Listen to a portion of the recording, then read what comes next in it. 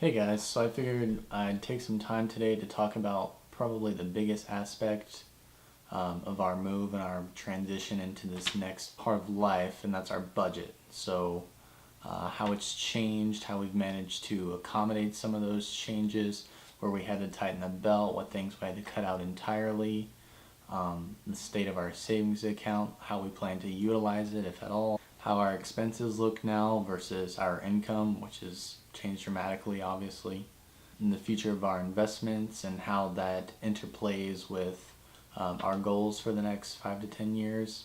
What's changed? What's changed in our budget?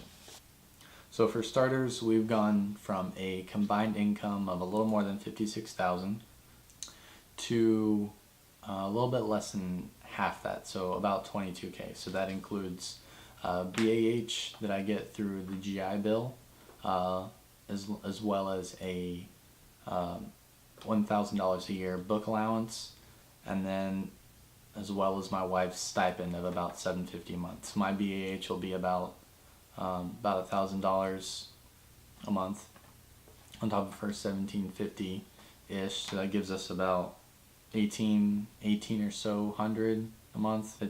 All of this is going to be in approximations just for the sake of maths. Monthly income is about mid 1800s. Our expenses sit at around 2100. Now most of those have stayed the same. There's things like electricity bills, water bills, utilities. You can't really change those a whole lot. You can't really cut back if you're already pretty conscious about how you use things like that, which we are for the most part. You can't really trim a lot of fat from those. The only thing that's really changed is our budgets for food and gas. So food, we don't go out anymore. That saves a lot of money. We don't buy a lot of processed foods. So we don't have sweets in the house, candy. I basically don't drink anymore.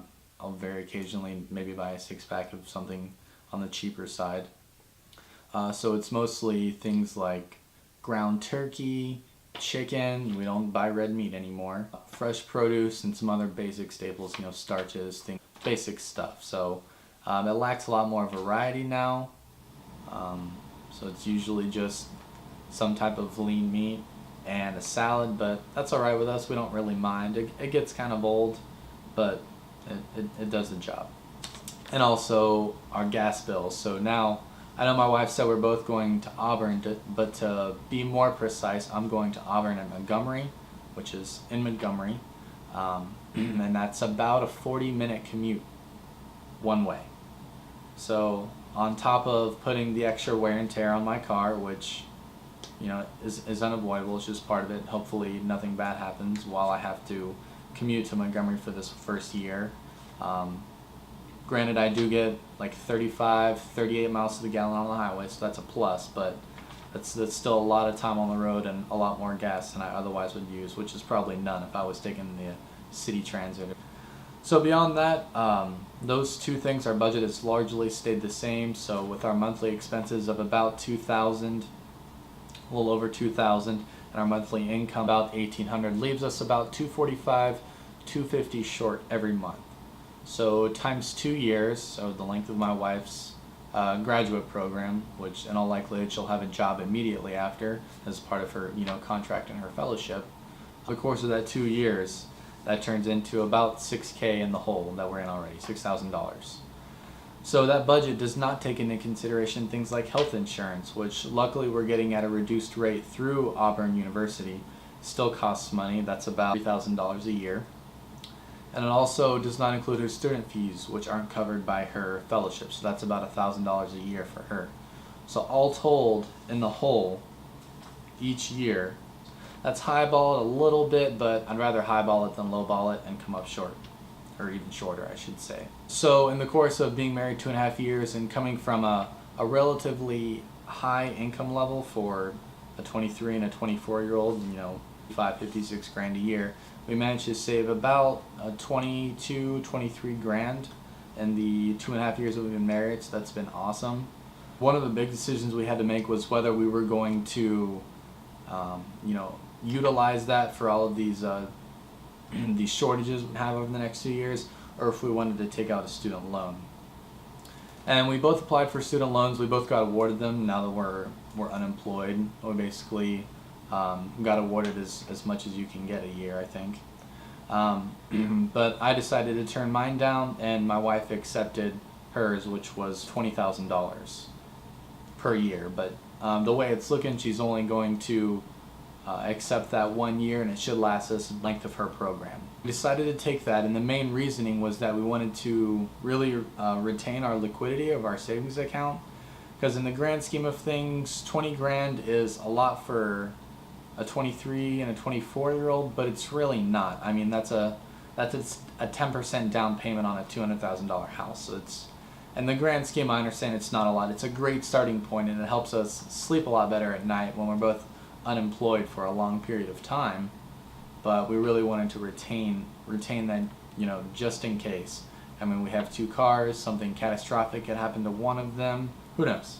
You never know what's going to happen. So I'd rather retain that liquidity and deal with it alone later on. It's going to take a lot of consideration and discussion to figure out how our budget and our savings account is going to interplay with our 5 and 10 year plan. So we're talking about having a kid when I graduate, so 4 years from now, and 2 years into Anna's career. We're talking about buying a house when Anna graduates, so in 2 years, halfway through my degree. And we also have a lot of personal goals. So obviously when we have a kid, we're not going to be able to do the things that we want to do primarily, namely travel. I want to do the Appalachian Trail before I'm 40. I'd like to summit Mount Whitney before I'm 30. It's gonna take some time figuring out how to juggle all those and how to make all those work as best as possible. Some of them might have to get postponed. Some of them might have to be junked altogether, but hopefully we can make it happen. As far as our work situation, it's a stipulation of Anna's contract that she cannot have a job while she's pursuing her master's degree. I'm not sure if I'll work or not. I've never tried to do the full-time college and work at the same time thing. I did work in high school, and that was a little bit challenging. I did do quite a bit of work, like 10 or 15 hours a week. But I don't know. That's something I'll have to feel out. I'd like to play our cards such that I don't have to work if I don't want to. But if I find that my course load is manageable, that's something I can take into consideration and help kind of hedge our budget and make it so that we don't have to rely on our student loan as much, which our student loan, I forgot to mention this earlier, are $6,000 more than what we think we're gonna need. So we'll probably end up doing, because I don't even think we can start paying off her loan until she's graduated. I'll have to look into the details for that. But in the meantime, we'll probably put that in some type of savings account or maybe a money market account, so that at least it's accruing a little bit of interest more than a standard savings account. And as soon as we're able to pay it off, go ahead and dump it all back in and make a good dent in our paying back of that student loan.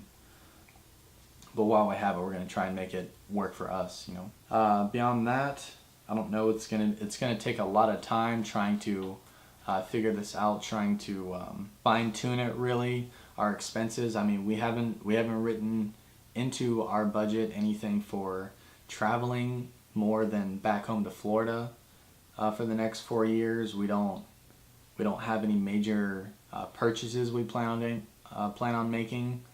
We're gonna be. I mean, it's not gonna be super tight, but we're definitely gonna have to think long and hard about purchases and whether or not they're necessary, whether or not they're gonna help us pursue our goals, which in this case is our degrees, or it's gonna help us later on in the form of investments and things like that.